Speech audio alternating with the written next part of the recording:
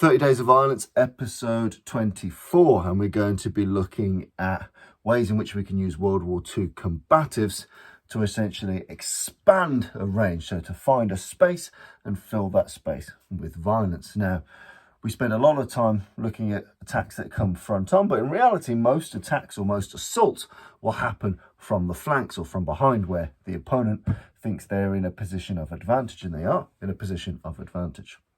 Now, if we find ourselves in such a situation, first thing we're going to look at is popping in an edge of hand blow into the throat. Now, we don't have much room to maneuver here, but that doesn't mean we have to disregard all notions of power generation. So just because the range is short, we can still use our hips, we can still use our abdominal muscles, we can still use our feet to put as much of us through a small part of them.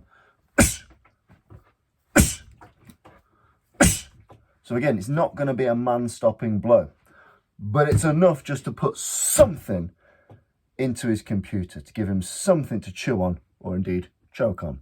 So we're cracking this edge of hand blow, hard bit of the base of the hand, right into the windpipe from here, close range.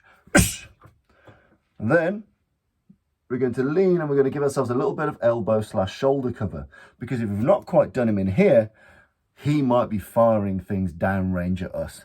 And this covers the most important bit, our jaw. Because if our jaw gets shook, our brain gets wobbled and we get knocked out. And that is very bad news. So short, sharp chop here. Cover this off. Now you might feel that this is a little bit telegraphed, but I've just bought myself that time. I bought myself the time here. So I'm going to take the opportunity to talk and get a little bit more power.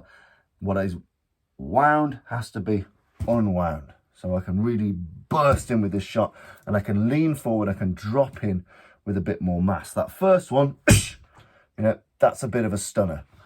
That one, as well as shaking my light, will cause some serious harm. And then I'm going to use what remains of this as a frame.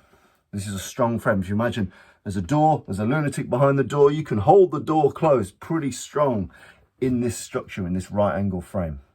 So short, sharp chop, bigger, more impactful chop, use this frame, and then we're going to smash in this tiger claw, as in this instance, I want to break off some things. You want to go forward and finish the job.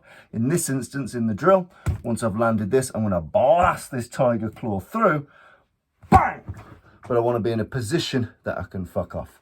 So short edge of hand, bigger edge of hand, use the frame, tiger claw, step off.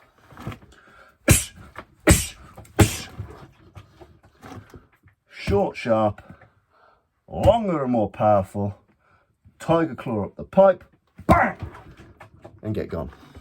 Like I said, understand your objective. Your objective is to apply it forward and fuck him up.